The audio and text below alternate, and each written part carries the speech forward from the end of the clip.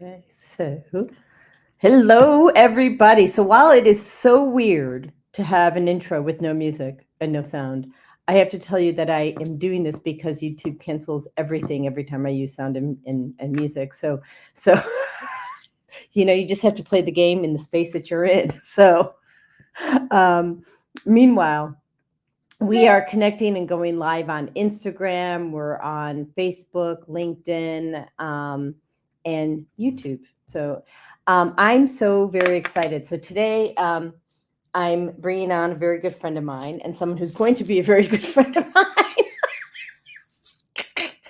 mine.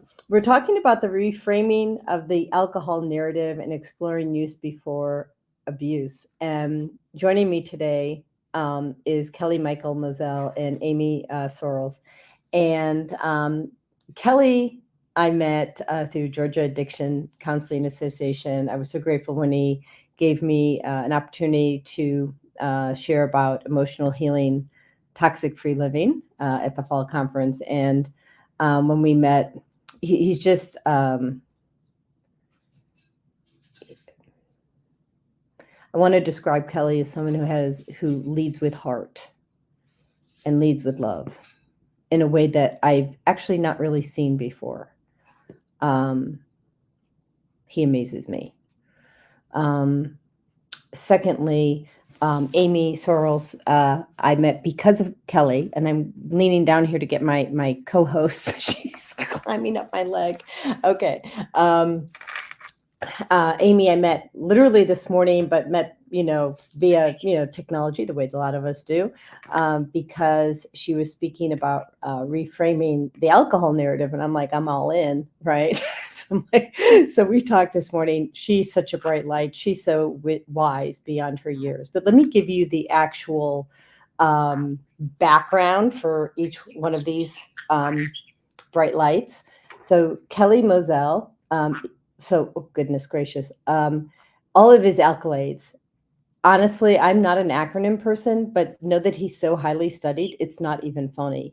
So I'll say MAMS, CAC2, CMAC, CCS, CMATS, CAMS2, and Kelly, now back to English, is the Director of Training and Education for the Georgia Addiction Counselors Association and Clinical Director of Reframe, Rethink, Restore.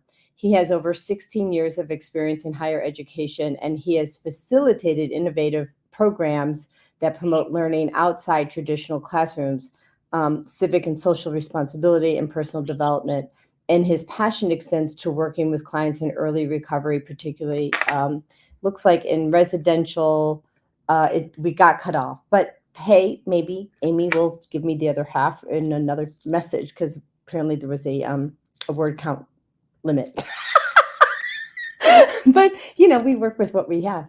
So Amy, she has a master's in psychology, CCIT, so communications executive, the founder of Reframe, Rethink, Restore, which is a 501c3 in progress. And she holds a master's degree in psychology from the University of Arizona. She doesn't know that I also went there. Yep, global campus. I went there in 1981. Don't tell anybody, I'm a little older. So she's a seasoned communications professional with over 25 years of experience and currently leads communications and marketing for Oracle Life Sciences, part of Oracle Health, a division of Oracle Corporation. And her master's capstone explored alcohol use disorder from I'm going to guess here, from a psychological standpoint. Because that was also cut off, knowing what I gathered today.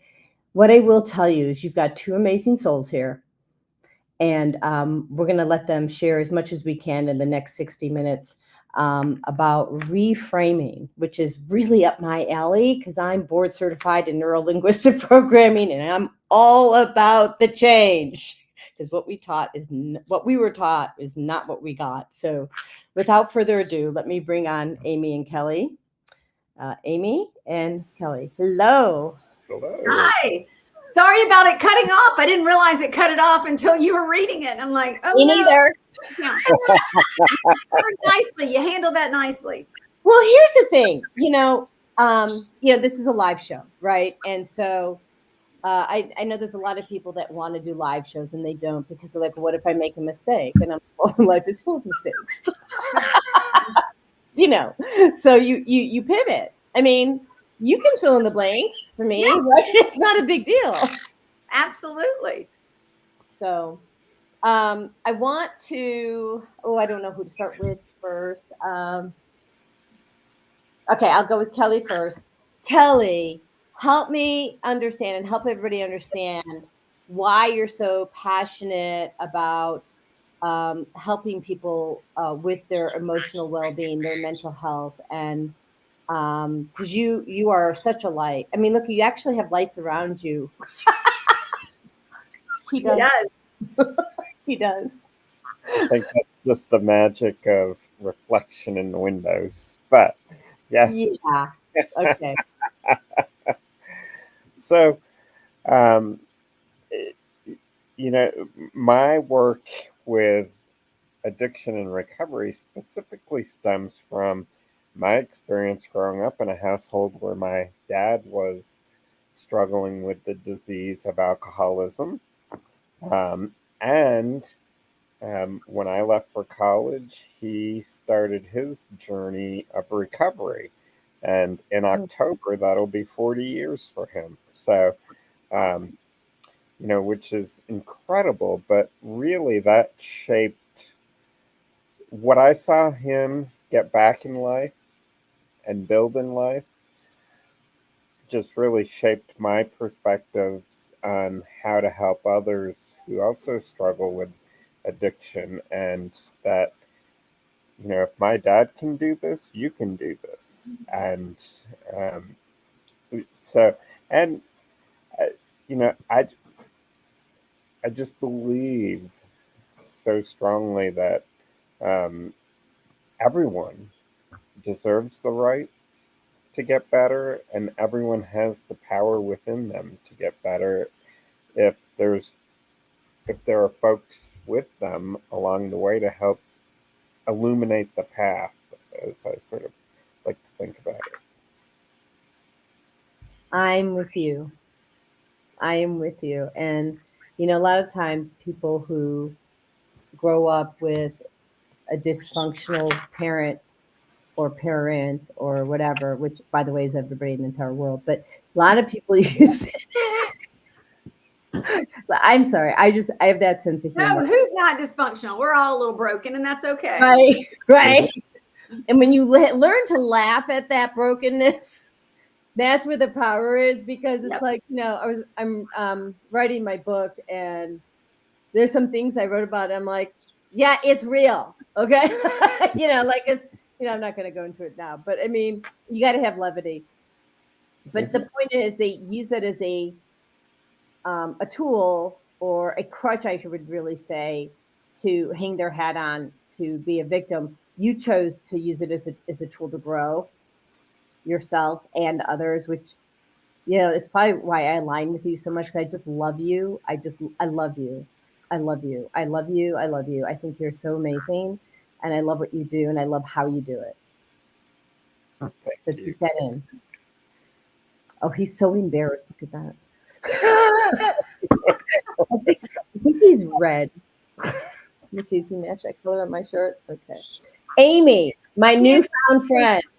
I have to say, Kelly is a wonderful human being, though. He really is. He's a wonderful human being and enjoys opening doors and connecting people in such a authentic, just, human way. I love it. Yeah. I mean, he's opened doors for me, right? Yeah. And to tell my story, which we might touch on a little bit today, but not so much. Amy, please share why this is so important to you. Yeah, so I'll try to I'll try not to be so long-winded. Kelly's probably heard this story way too many times, but so much like anything, it's a personal journey, right? So what's the best way into this? I was drinking too much. but I wasn't alcoholic drinking. Like I wasn't there, but I certainly wasn't take it or leave it. And this, by the way, this has been a journey for years and years, but somewhere probably around way over 15 years ago, I just was like, I'm drinking too much, but yet society told me, no, you're not. You're just a social drinker. And yet I just felt, I felt like I was drinking too much. And we talked a little bit about this, Jodi. My fiance was killed in a car accident. And I didn't even realize that I kind of went into starting to drink more, because that's what you do in trauma. I was leaning on this thing that was the elixir of life, that alcohol. But anyway, it was this journey of me going, gosh, I feel like I'm drinking too much, but yet what society and cultural norms were telling you is there's really a binary view of drinking. You're either an alcoholic or you're a responsible drinker. And I was like, wait, I'm neither of these things. Mm-hmm. But yet you certainly didn't talk about it. So I was kind of struggling. Like, I can remember even going to an AA meeting and going, no, that's not me. But then I'd hear people go, like, I can take wine or leave it. And I'm like, well, that's not me either. And so I'm stuck in the middle, but there was no middle, because that's not how society talked about it. You had to get in one of those boxes. And I'm intuitively felt like this is not right. This doesn't, I didn't have words for it, but I knew it wasn't right. So I still look on my bookshelf and see it. I dove into every book, The Power of, the mind, the power of willpower, the mindset habit, neuroscience books, whatever it was, to figure out what's wrong. Because I'm so disciplined in every area of my life. What's happening with me? Long story short, I ended up, what I didn't know at the time, Jodi, you and I talked about this, but I was basically running experiments on myself, testing truths, like all those things that culture told me, that this is how you relax, this is how you have fun, this is how you adult. And so I started asking myself, is that true? Is this a stress reliever? And I would test it and really see, is it testing it? And I would learn. Wow. Yeah. It's not. And I would, anyway, I did all these things, and there's a lot more to it, but long story short, I basically started to gradually cut back and started going, wait, it isn't, it's not relieving my stress. I actually can go out to dinner and not drink and have a better time. And so somewhere, I don't even remember the date, because it wasn't like I had a rock bottom moment. Somewhere around December of 2020, one day I was like, wait, I haven't drank in weeks and I don't have any desire. And it was just gone. It was like a penny drop. And I haven't desired it since. And I don't go to a program. I don't work a program. I don't go to AA. Not that there's anything wrong with that. That's awesome for people. Well, everyone has to find their own path. Yeah. That's right. What I realized is, hold up. We're thinking about this thing. We need to think about this in a different light. Yes, there's the traditional way to treat addiction, but there's a whole other way, because we're all individuals, and the heterogeneity of this thing, right? We know that genes play a part of it, but we know now even more life experiences do and whatnot. So yeah, your epigenetics, right? Epigenetics, all of that. And so I started just talking about it really publicly. I was really embarrassed at first, but then I was like, I'm just going to start talking about this. Like, and people came out of the woodwork asking, like, for, wait, how you don't have any desire to drink? Like, you can't tell you how many people would say, like, you have zero desire. I'm like, no, I believe you on that, because, I was never really a drinker, right? I had other vices called sugar. Yeah, sure. Vices, just saying. And so, but I would go out and people will just have one, because it made them more comfortable if I had a drink in my hand. Absolutely. And I'm like, but I don't really like it. Like, get me an ice cream, Yeah. Whipped cream. Exactly. No, you're exactly right. And so what I started to notice is just started to pay attention to the cultural and societal norms of alcohol in our society. And then I went back and got my master's, and I did my capstone master's paper on, I looked at alcohol from 4 different psychological perspectives: biological, cognitive, social, and humanistic. And the kind of root of that paper came into, like, there's something here and I don't know what it is. And that kind of introduced me to Kelly. Kelly, I don't know if you want to tell the story how we met. I will. Yeah. Yeah. But I'll let Kelly tell how he and I met. So Amy showed up here at CACA twice a month. We have these free meetings, open meetings online, for folks who are clinical supervisors or are interested in being clinical supervisors. Sort Okay. of a round table. If you have questions, if you want to vent about being a whatever it might be, right? So one day, and I never know who's going to really be in the audience because um, it's open. We publish it to our members, and I seen it come through, and I Mhm. didn't, and I didn't know that I could. Now I'm really getting the connection because Amy shared a little bit about this, Yeah, and she said she showed up to a meeting that she really didn't belong in, and I'm like, well, why not? But now I really get it because we were exchanging information pretty quickly. Please go right. on. Yeah. So Amy's there, and so I always ask people to introduce themselves, what brings them to the meeting, what have you, and she's like, well, I'm not sure I belong in this meeting. And I'm like, you're here, let's go.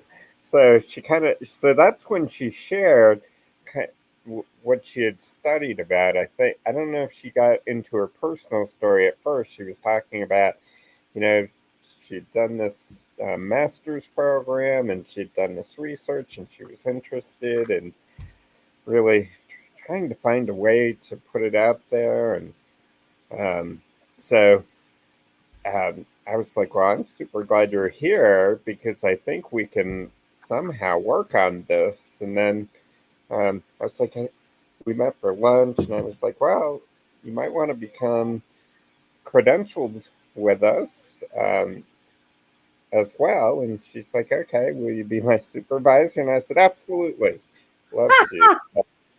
Um, so that's kind of the short story of it. And, um, just Amy's passion about reframing, rethinking how we talk about alcohol has been so wonderful to be able to work with her and to try to move this forward. Because one of the things that you know, we talked, and Amy said just a minute ago, she wasn't at a rock bottom, Mhm. point, but that we shouldn't look at it as needing to find a rock bottom. It's like an elevator, and I can get off on any floor I want to. I don't have to go all the way to the bottom floor to Yeah. work. Why do we think? Why is that narrative out there that we have to hit rock bottom before, or we have to have enough pain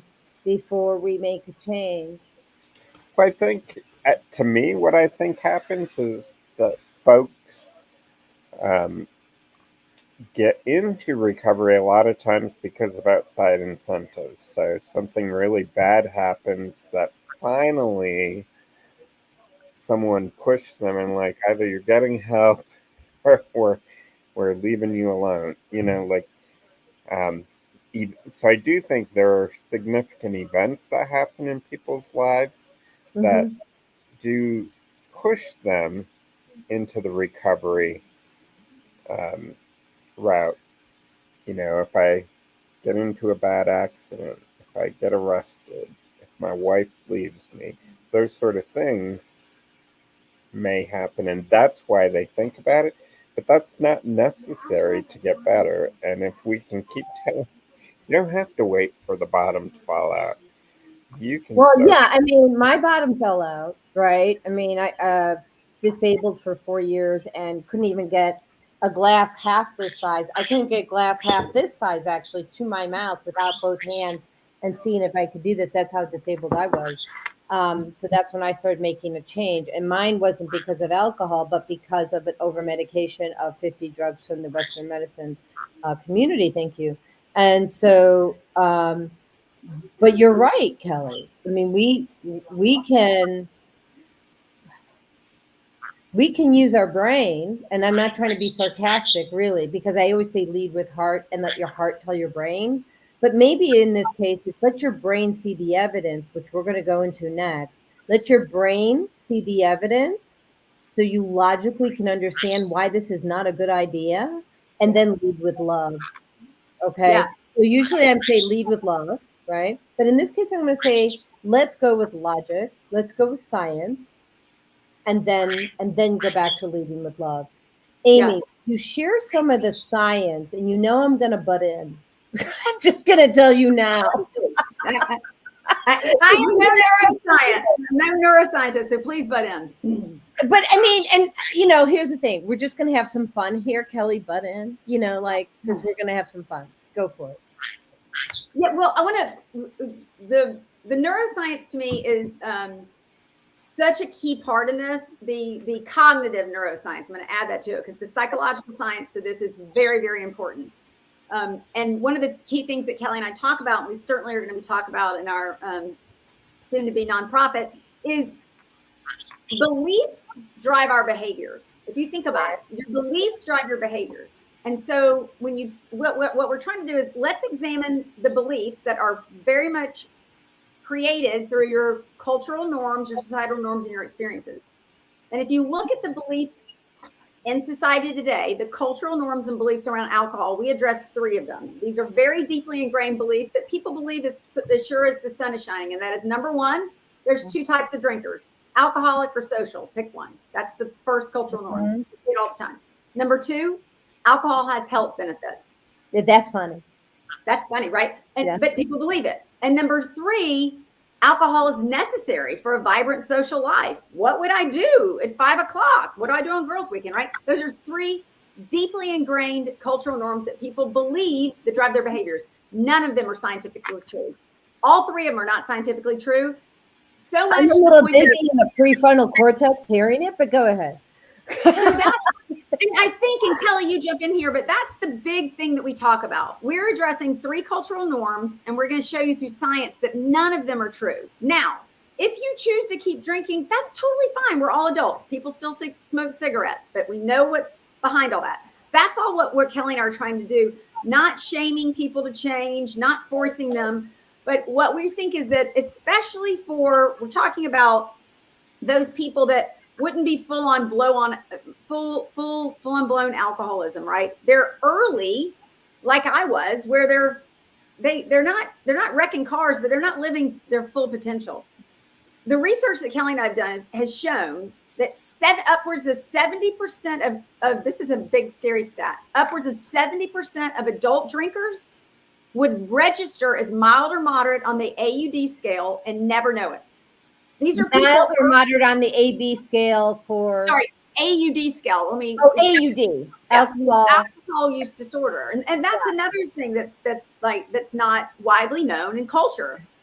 It is a spectrum disorder, much like there's spectrum disorders in everything, right? Like life is lived in the gray. Very few things are black and white in life, and where you are in your drinking journey or relationship is usually on a spectrum. And what Kelly and I have been able to show, and the research is early on this, upwards of 70% of adult drinkers in North America today would register as mild or moderate and never even know that they're in that scale. And so what we're talking about is wanting to talk to those people, right? Like hold on. So we got a question though. So George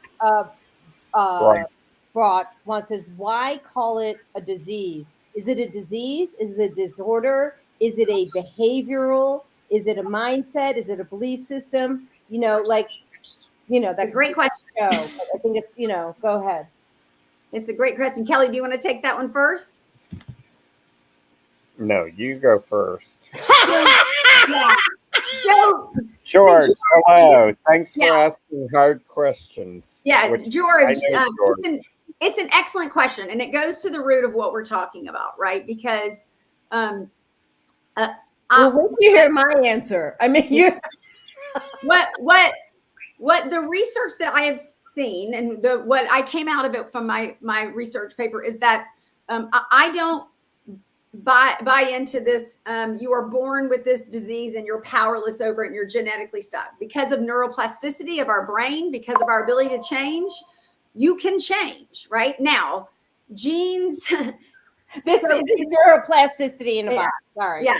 So I do not believe that it is a disease you're born with and you can't do anything about it. Now, however, I subscribe to the AUD disorder. It is a disorder that, as if it gets severe, you are going to be in full on blown on alcoholism, and your treatment needs may be different, right? You may not be able to do what I did, which is kind of I didn't go to treatment. I just kind of worked on myself, and I had used everything from cognitive behavioral therapy to you name it. And I rewired my neural pathways. Now, what I'm arguing is that if we can reach people early on in the drinking, these people that think they're moderate drinkers that occasionally drink too much, we can make significant changes in the neural pathways. It's proven. You can absolutely do it. So it's a great question. I think the science is still out. I'm going to lean that that I'm not powerless over this thing. And one other thing I want to say about this, like for someone like me, who was not wrecking cars, losing jobs and whatever that, but was definitely drinking too much and living below my full potential. When I went to AA and they told me I was powerless, like that was counterintuitive to psychology, right? Like if I'm powerless, why would I even try? Do they say that in AA that you're powerless? Well, it's part of the big book, admit you're powerless over this thing. And again, this goes back to the personalization. For me, and I know from many other people that they've come out, that actually did not help me. That didn't motivate me. And maybe it does for someone else. And that's awesome. I think that's great. Again, this is a highly personalized thing. But that would be my. Let me just say this to give some grace, right? Like how everyone comes to their own healing is different. Absolutely. Okay. Absolutely. So you don't have to apologize for your path. There's someone here who's listening who's saying, oh, thank you, because that didn't resonate with me either. And so that's really important, Amy, that you are sharing that the institution for alcoholics didn't work for you and that there is another path. Because I guarantee you're not alone. Jodi, you just summed that up so wonderfully. We are all very unique human beings, and whatever works for you, awesome. Go be your best self. Yes. And whatever that is, that works for you. And this is part of me, all these years wanting to come out and talk, and why Kelly and I are doing this now is what we've found is I cannot tell you how many times that I share my story or Kelly and I speak somewhere, and people come out of the woodwork. A woman one of my best friends from high school found me and said, I was running on a treadmill and I heard you on a podcast and I fell off the podcast because she's like, she fell off the podcast or the treadmill? Sorry, fell off the treadmill. Okay. You were telling my story, but yet I don't want to talk about it because I don't want people to think so fast forward, she now doesn't drink anymore. I kind of walked her through my progress and she's like, oh my God, so I'm glad you said that, Jodi, because everybody has a different path. And that's part of why I want to do this, because I felt like the addiction industry kind of said, oh, this is this is the only way to get healed. And I didn't like that. Right. So anyway, Kelly, you speak because I'm talking. Yeah. So, and for a lot of years, that was the belief that there was one way that you got better. Mm-hmm. But over the past decade or more, I think it's become more and more accepted that there are multiple pathways to recovery. George, if you're still listening, I can remember you making that argument when I first entered this field 15, 16 years ago that, look, different things work for different folks, and we have to be open to allowing them to find the path that is going to work for them. That's right. Getting back to why is it a disease? So I'm not a medical professional. I'm a healthcare professional, right? And to me, a disease is disorder of your function. So something is not working the way it was intended to work. So that's why I would think of it as a disease in the brain, because it rewires our brain. And then in recovery, we help them to redo the wiring. So it's back to the way it's supposed to work again. Because really it becomes one of the primal functions in full, if we want to call, when they reach the full end of the spectrum where they're in severe use disorder. The primal brain is now much like it knows that you need air to breathe and food to eat. It believes you need your substance to survive, whatever your substance is, right? Yeah, on the blame, right. So that's why I think we call it a disease. But that is not important to me in the big picture. What's important to me is how do we help others not get all the way to the end, where so where do we start having these conversations? And what Amy's talking about, that um, 70% of those who drink alcohol would fall into mild or moderate alcohol use disorder. No one is talking about that. Your doctor isn't saying, "Oh, you drink 5 drinks a Saturday night. Well, you better do something about that because that's a problem." Those conversations aren't happening. Do you drink every weekend as a way to blow off steam when you tell that to your counselor? They're not saying, "Oh, we better address that." They're like, "Oh, okay, that's not a big deal." You know, like, we're not having those we're not even asking the questions to even have those conversations when it appears that they're not at severe AUD. Yeah, I want to show everybody something that's going to blow their mind. And I also want to answer this question as well. Okay. First of all, Kelly, I like your answer. And I like your answer too, Amy. And I have a different one.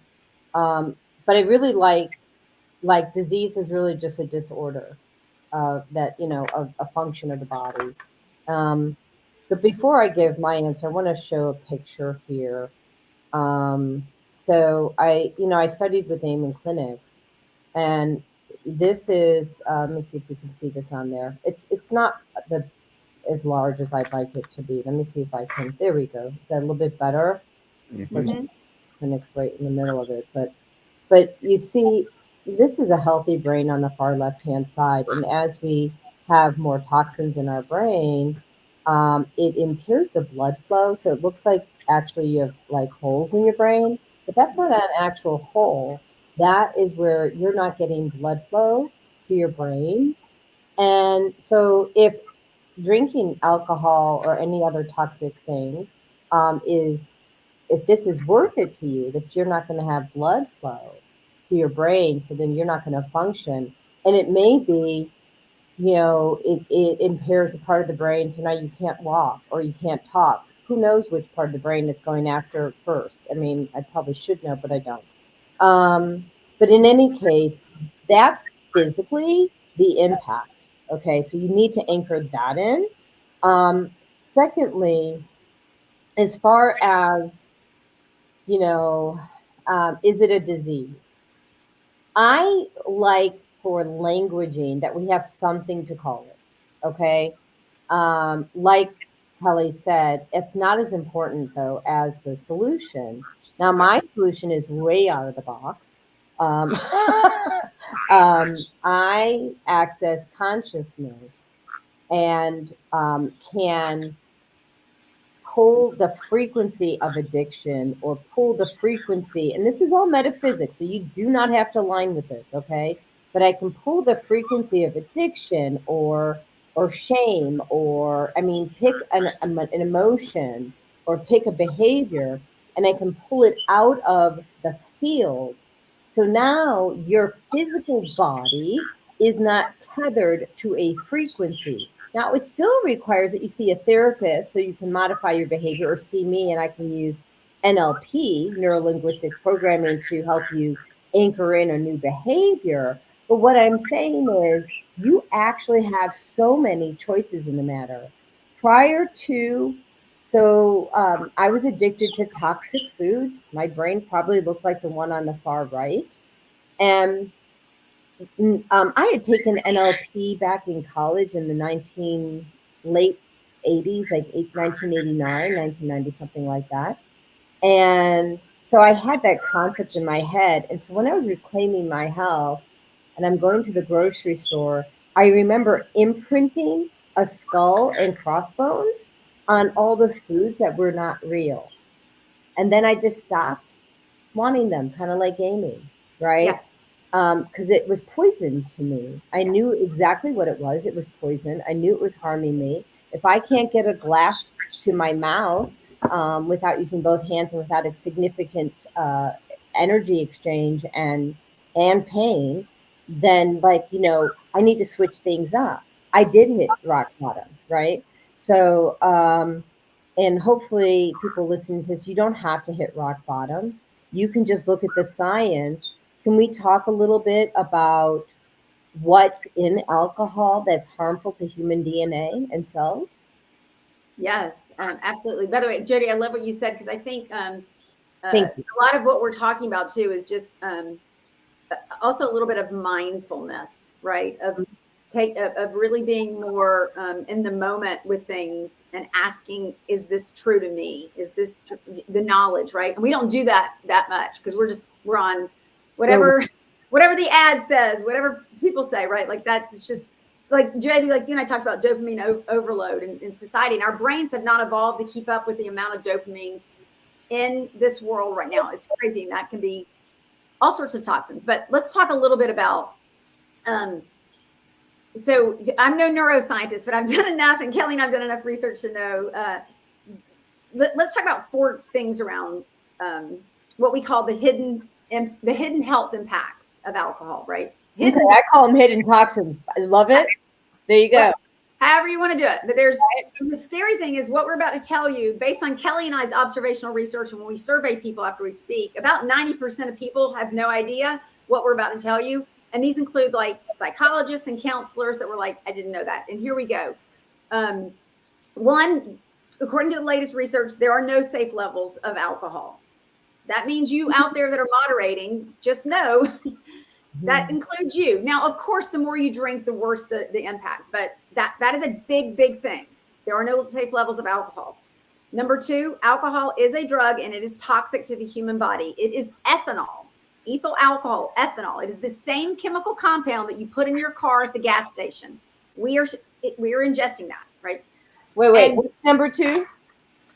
That alcohol is a drug and a toxic, and it is ethanol. It is actually the same thing that goes in gasoline.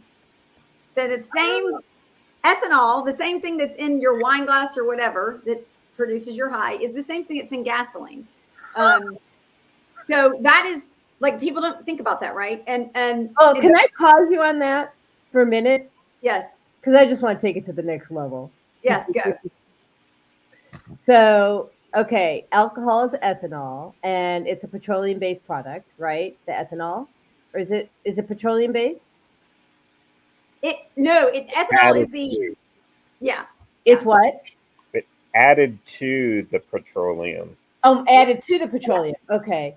So, and a lot of people don't understand, and this is how addictions happen, is that these ingredients are also in your facial creams, your body creams. It's in like all your household stuff. And so you're having this constant dance, right, with this chemical, and you can form an addiction to it, right, easily, because it's your norm. So if you wouldn't try to drive your car with a bottle of water, please don't try to drive your body with alcohol or ethanol or any petroleum. Okay, keep going. And what's crazy to me is sometimes if you go to your gas station, they'll say only so much percentage of ethanol in the gas tank, right? Or this is ethanol-free gas, because it's corrosive to your engine. Yet we don't say anything about it that's in our bodies that we're drinking, right? So that it's corrosive to your engine, fine for the body. And then once you ingest it, your body has to break it down. And if you think ethanol is bad, acetaldehyde is awful, and it kills cells. So like, it's toxic. It's to your body in any amount. The next 2 are the biggest to me. Alcohol is linked strongly to 7 cancers and very strongly linked to breast cancer. And binge drinking, it can be up to 60% increased risk of breast cancer. And 1 to 2 drinks is 25 to 40%, depending on what your drink is.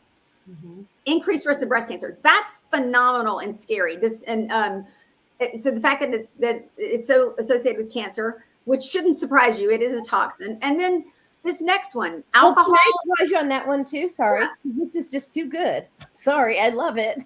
Yeah, no, it's Alcohol is linked to 7 cancers and breast cancer. So when you watch the docuseries The Truth About Cancer, which you can go to their website and take a look at it, they explain that you can eat all the organic food you want. This is the basis of my entire life, by the way, or since 2014 when I watched it. You can eat all the organic food you want. But if you don't take care of what's going on between your ears, meaning your emotional health, you're still going to end up with disease or cancer. In their case, that's what they're referring to. So I want to just point this out because I want to make it so obvious that no one is confused. People are using alcohol to numb their feelings. So now you have these emotions that are getting quashed, right? So if you're not addressing how you feel, you're not speaking how you feel, okay? You're not handling your anger, you're not handling your grief or your sadness. This is your outcome, okay? So love yourself, please. Love yourself. Don't believe someone who told you weren't lovable.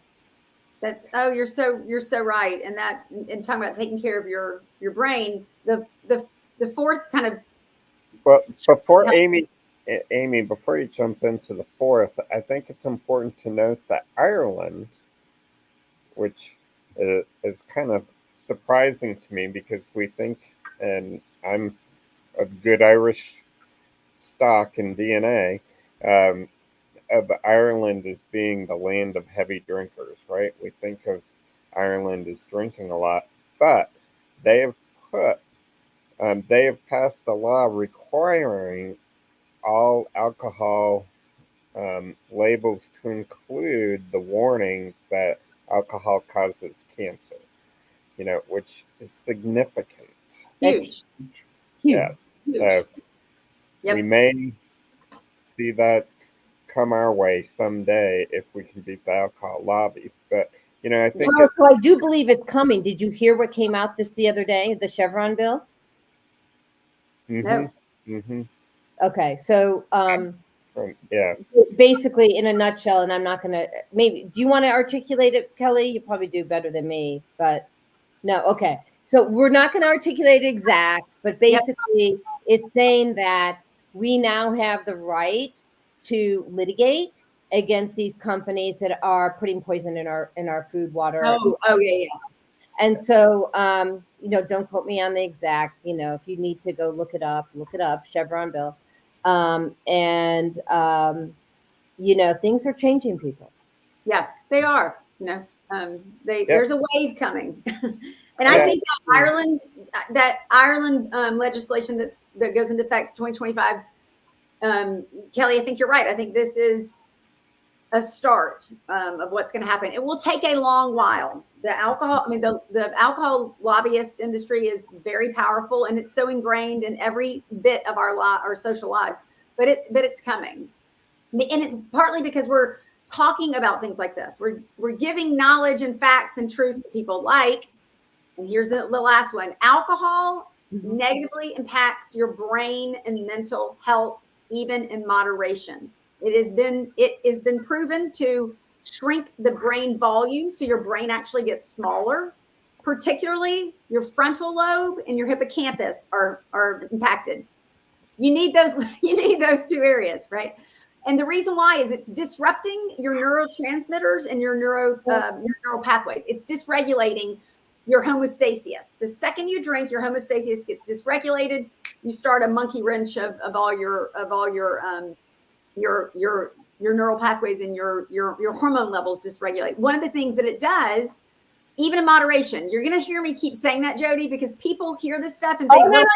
It's like, I'm just going to poison myself in moderation. I'm with you. That's right. I have to remind people of that because I remember when my ears first started hearing this and I still thought it was the elixir of life. I was like, well, I'm just going to moderate, right? This is not just moderation.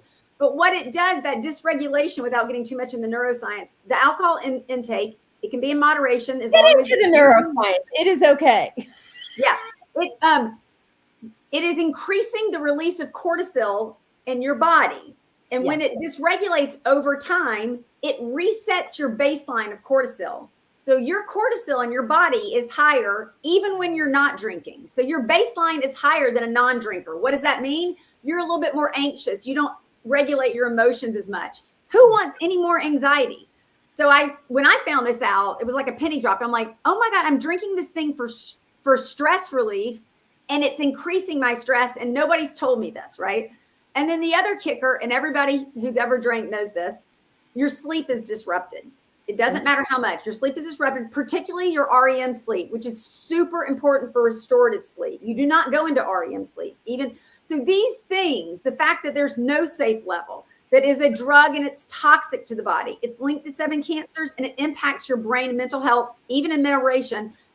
People need to know this. You need to have this so you can make more informed decisions. If you choose to drink, God bless you, but at least you have the knowledge. And that's what we need to be talking about. Arm people with the knowledge and the awareness. And what you do with that is your own personal decision. If anybody's listening or watching us and you're like, whoa, there are things you can do without having to go to rehab, and you can either cut back or you can decide, I don't want to drink anymore. And I'm telling you, you can completely rewire your neural pathways, and you won't even desire it anymore. I mean, I'm living proof. I'll tell you one story. I had some girlfriends, some of my close girlfriends, for their 50th, her 50th party.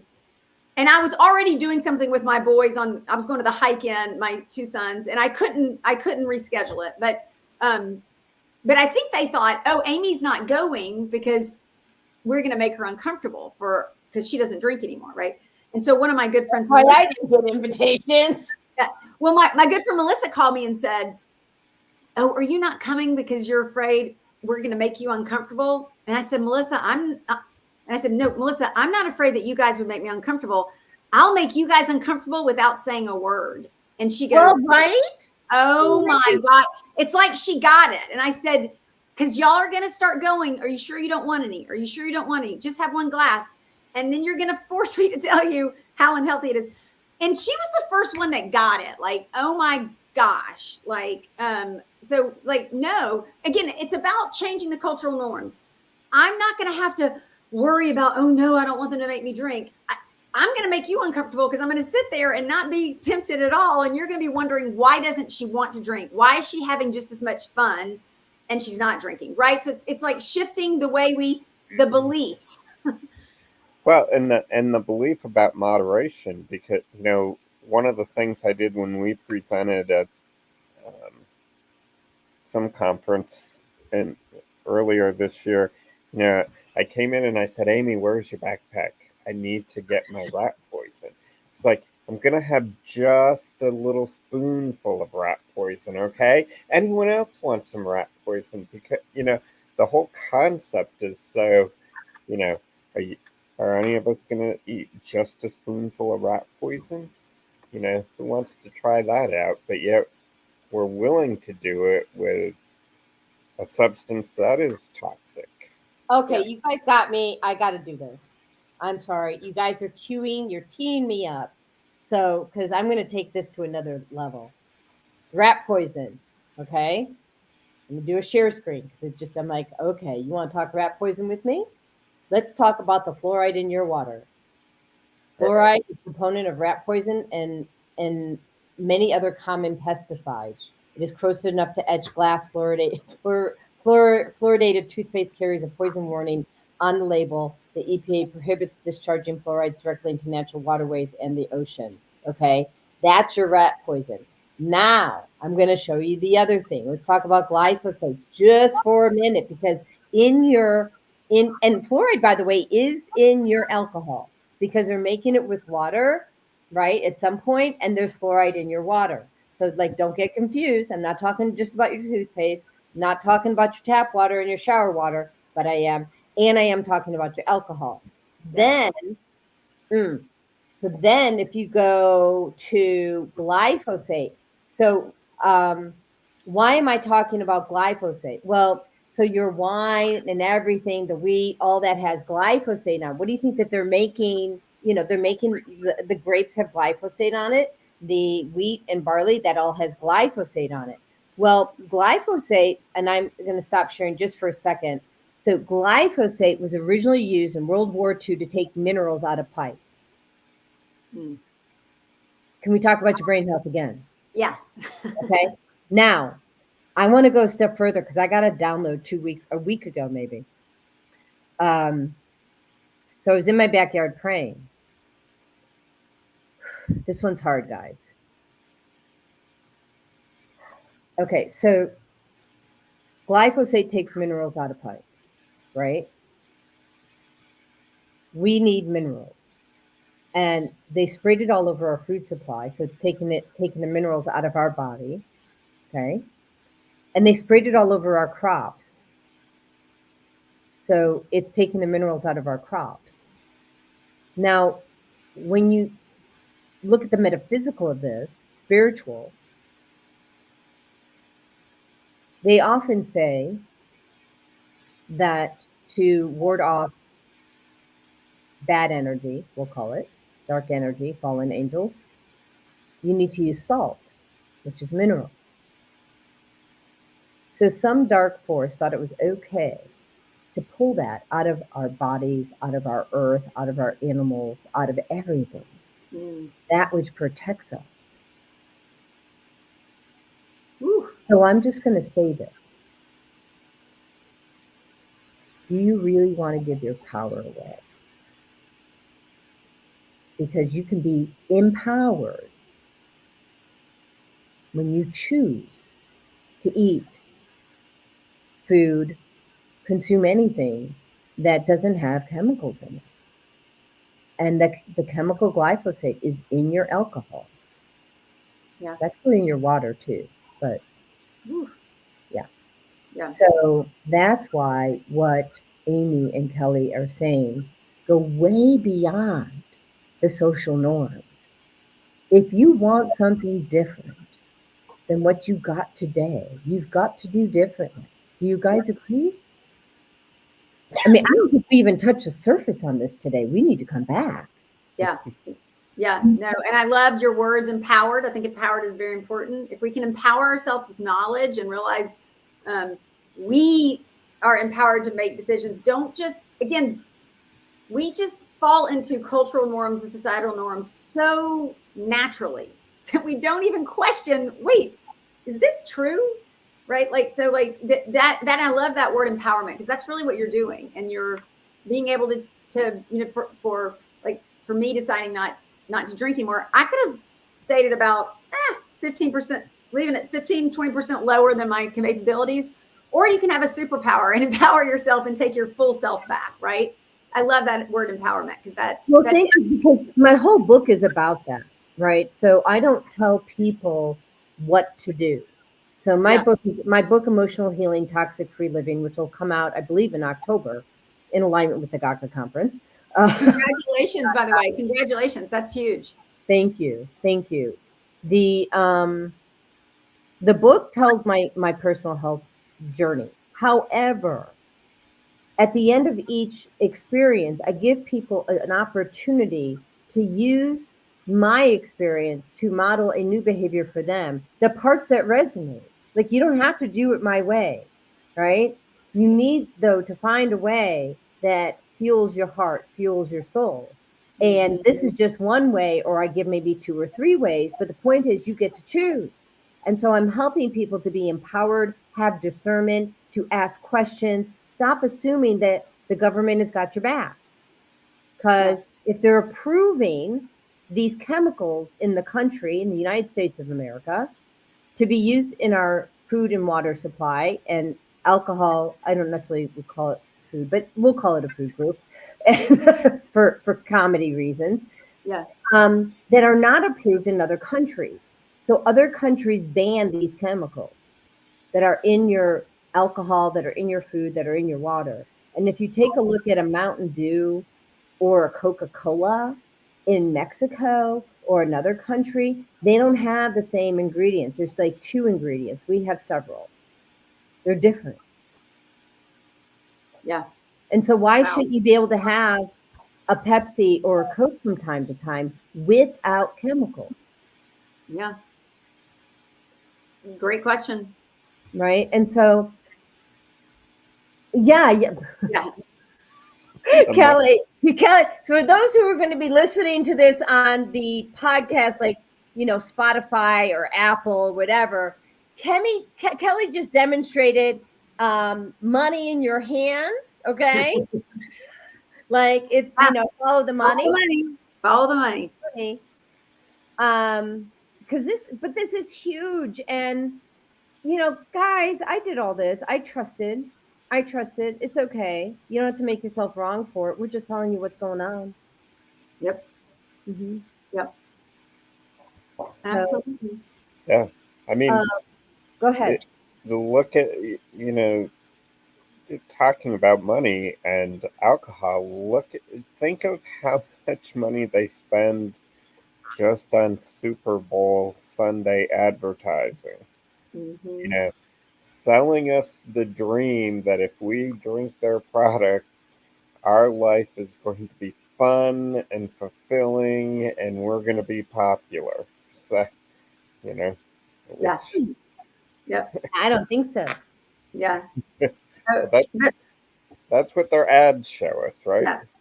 But Kelly, drink responsibly. Yes. Like, what does that mean? That is there Legal there was a great quote from one of the head doctors at the World Health Organization that said this. I'm going to read it to you because it's right in line with what they're saying. He said, rather than urging people to drink responsibly, we should be raising the public awareness of the range of harms associated with any level of alcohol consumption. And I think that sums up what we're trying to do, right? Like, we mask under this, hey, drink responsibly, this highly addictive thing. And if you get addicted, then you just must be an alcoholic. Don't bother the rest of us social drinkers who are partying. No. Again, just a question of that. But Jodi, I would just tell I would leave your listeners with one thing, because I know we're getting close to the hour. Again, I want to make sure that everybody knows this is my journey and what Kelly and I are trying to do, just sharing our story, right? But I would just ask anyone who's listening, and maybe in their deepest night or their thoughts, they think maybe I'm drinking too much. No shame, no harm. Follow that. Maybe you are. Ask yourself, if you are drinking too much, ask yourself those questions. Am I drinking? Do I feel like it's relieving my stress? Go test it. Is it making me happier? Go test it, right? Read some of these things, because I think what you'll find out is it's not doing any of those things, but we're so programmed to believe it is that we believe it, right? So I would just say challenge your beliefs and see if your behaviors don't follow. If you choose to drink, again, awesome. We're adults, but just do it with knowledge. Do it with your eyes. And know how to clear it up when you're done. How can people get help? Because what we haven't done, and my mea culpa, is I want to make sure that people know how to get in touch with you if they want to connect. Can you just share verbally? And if you have a moment and can put it in the private chat, I can also get it on the screen going across. I was just so excited about everything, so I apologize. Yeah, unfortunately, our website is not up yet, but I can give you, I can give everybody my personal email, if that would work. Or you can certainly connect with me on LinkedIn. It's Amy Sorrells on LinkedIn. Feel free to connect me there. Or you can email my personal email, which is Amy, AMY, Sorrell, S Sorrell. So it's Amy S Sorrells at Comcast.net. I can put it in the chat for you. Yeah, what I did here, that's awesome. I'm just doing a quick share screen. That way people can see, right? Yep. Or you can email me at amysorrells at Comcast.net. That sneaky S in the middle. And Kelly, you go ahead. Tell them how they can reach you. Yeah, I have a sneaky M in the middle of mine. Kelly M. Moselle at yahoo.com. Can I show your LinkedIn profile, Kelly? Yeah. Okay. So let me just do that. Yeah, but they could also call the Georgia Addiction Counselors Association if someone needs help and is looking for a counselor. Certainly, we could help them find a counselor who specializes in working with substance use disorders, if that's what they're looking for. But if they're looking for more knowledge, more information, more of Reframe, Rethink, Restore, Mhm. Amy or I can also. Yep. And Jodi, we will have Reframe, Rethink, Restore.org live very soon. So yeah, I love it. And I think we should all look at how to collaborate, since I have remove, replace, receive. crazy. How crazy is that? She shows me her 3 R's. And I'm like, well, I got my 3 R's. And mine's a little different because, but I cater it to what the person needs. I put in Kelly's information here. So if you want to, Kelly M is in magnificent, Moselle at yahoo.com. And Amy, if you want to put your I know we're about to get it over, so I apologize for that. And then I will reach out to you both to get you rescheduled to go a deeper dive, because I think we need to keep talking. Yeah, no, and Jodi, thank you so much for having us on. Your story is fascinating, and I appreciate you taking the time to let us talk, and we'd love to come back. Kelly, also, you'll come back? Absolutely. Yeah, we didn't even get to talk about the wild effects of sober January, dry January, whatever there's lots we can talk about. Yeah, no, I get it. I mean, I think we just scratched the surface. We did. So, I'll send you a couple dates for that we have open, and we'll get you guys on again. Okay, because this is just amazing. You guys are so cool. I love it. It's like talking to brother and sister. I know. We only met today, and we're fast friends already. I love it. Well, and that's what I said. I think you're gonna be my new best friend. Thank you so much, Jodi. I appreciate it. Thank you both. And let me just see if so I've got Amy. I'm just going to put, before we end here, I'm going to put your email address in the comments, so anybody who's watching can come back and find that for us. So we've got Amy's email address, and we've got Kelly's email address. This podcast will also be found on every podcast channel around. We'll get that published probably today. And then join us next week. I forget who. Oh, we're talking about explants and implants, I think, is next week. So explanting your breast implants. So another way to get fast cancer. Woo-woo. Okay. So we talk about everything here. I love it. All right.